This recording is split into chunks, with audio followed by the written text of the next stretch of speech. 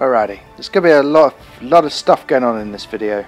There's going to be talk of the WZ121, which has 3 degrees of gun depression, and yeah, it's a bit of a punish to play, and a tank that I initially hated and now I just think is amazing.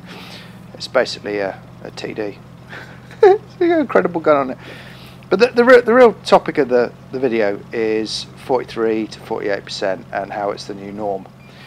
And I realised that the new mode of battle, whatever it is, the burning games, you get 2 lives. I thought, well, this is an excellent opportunity to kind of show what I'm talking about and about these sorts of win rates and why. And so what I'm going to do, 2 games in the WZ121. First life, I'm going to play like a noob. Second life, I'm going to play properly. Properly in inverted commas.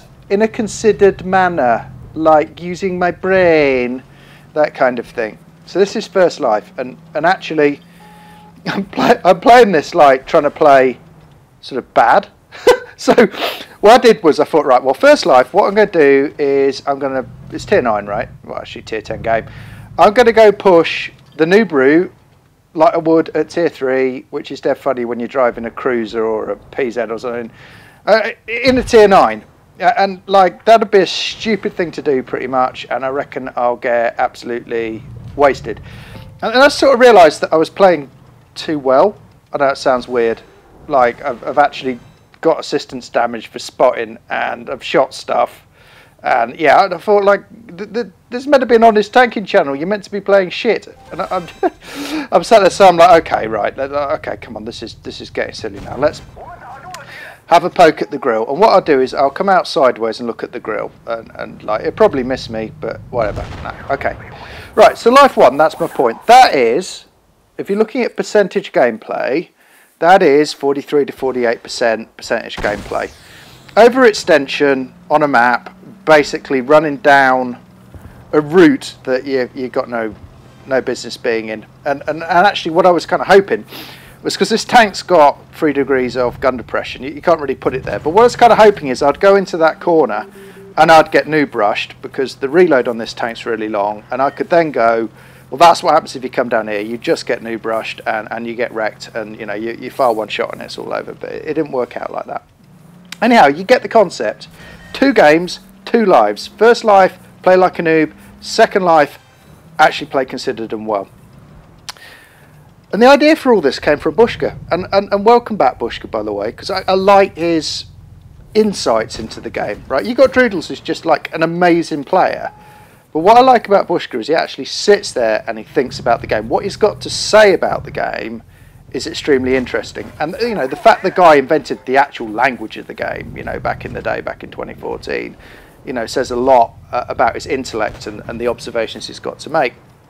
And he was basically pointing out the new norm is, you know, you 43 to 48% players. And back in the day, you would have looked at a team with 43 to 48% players, and you would have gone, right, well, matchmakers really fucking stitched me up there. You know, that is ridiculous. How are there so many bad players on my team? Now, it's the same for everyone. You know, it is literally the same for everyone, pretty much. I reckon there is some preferential matchmaking going on with the top clans. I can't prove it. So whenever I play Immortal, right? Immortal platoon, and then they tend to have really good players. Not really good anymore, just people in the 50s. But like, you know, people who know what they're doing, and then my team's full of 43 to 48% players who've got 1,200 games and they're all at tier fucking 9. So there is some of that going on, but not as much as you think. So when you're losing high tier games, so if you're playing this game, let's go back to basics. If you're playing this game, tiers 1 through to 6, you should be playing off between 60 and 66%. No debate. No debate whatsoever. If you know how to play this game, you should be playing off those numbers.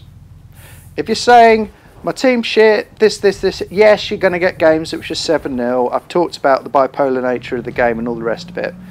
But if you're blaming that on your teams, that's incorrect. Like, that's you. like within those tiers, you ought to be between 60 and 66% if you can play this game. If you've watched YouTube, if you've taken your time to learn the game, if you've learned the skills, you've learned to track people, you've learned to use different ammunition types, you've learned to angle your armour, you've learned to play your freaking tank type, you should be on those numbers. Anything above tier 6, going through to 10, and I hate 10, I don't play 10, I've said that before, but I can only talk about 7 through to 9, you ought to be above 50%, somewhere between 50 and 55%. If you're playing decent, you're going to be winning between 50 and 55% of your games. For a player who's average like me, who just pays attention to what's going on the battlefield, within those tiers, I promise you it's possible to get between 50 and 55% by playing considered.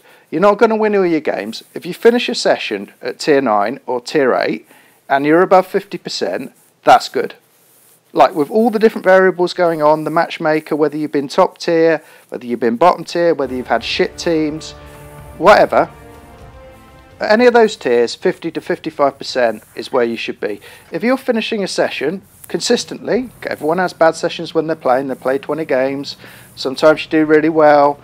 If you're platooning, you know, depends how that goes. There's lots of variables, but if you're playing for a week, and overall, you've played 60 games at those sorts of tiers, and you come out 50 to 55%, you've played well. If you come out 55% plus into the 60%, whatever, you're either a freak, an immortal with preferential matchmaker, or you just had the rub of the green. But like, you should be beating yourself up if you're not 70 or 60% of those tiers. What there isn't any excuse for, and I'm coming back to it again, is to be at 43% consistently at those tiers. If that is the case, it's not like your teams, and it is not that your tank is shit, it is that you're not doing it right. And, you know, that's the whole point. So again, back to my point, that this first life, yeah, I've pushed down this flank, and it went, sorry again, boys and girls, it went too well. So like, I'm now like, right, well, fucking this has gone too well. Like, just fucking YOLO, like, show a bad piece of gameplay.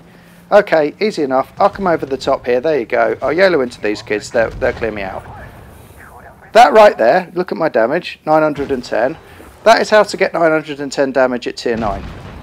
That is how to get a 43% win rate at tier 9. YOLO a flank, overextend, push more than one target, in a tank, with no gun depression so you can't make shots, and with a fairly slow reload. Just push into their higher tier E50 and their T92, which has got a nasty gun, and die.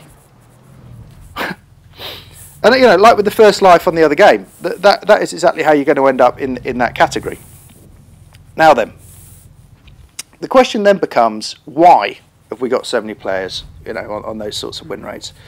Well, the reasons I've listed. There's also the fact that Wargaming have managed to entice more new players into the game. They've made it obviously easier to get to higher tiers, and all the rest of it. And there's still bugger all education, but forget education, right? The kids who are coming into this game want to sort of play it arcadey.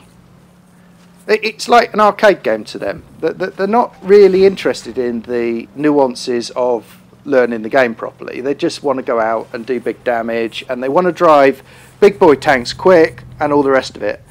And in that, Wargaming have been extremely successful in achieving those ends. But if you think about a game, if you want more new maps, more new tanks, you want the game to survive, to literally exist so that you can continue playing it, well, they've got to do something. I mean, at the end of the day, they've got to do something to entice people into the game. So you can blame Wargaming for that, but at the end of the day, yeah, they could have done it better. 5.5 was cack-handed. They've done some stupid stuff.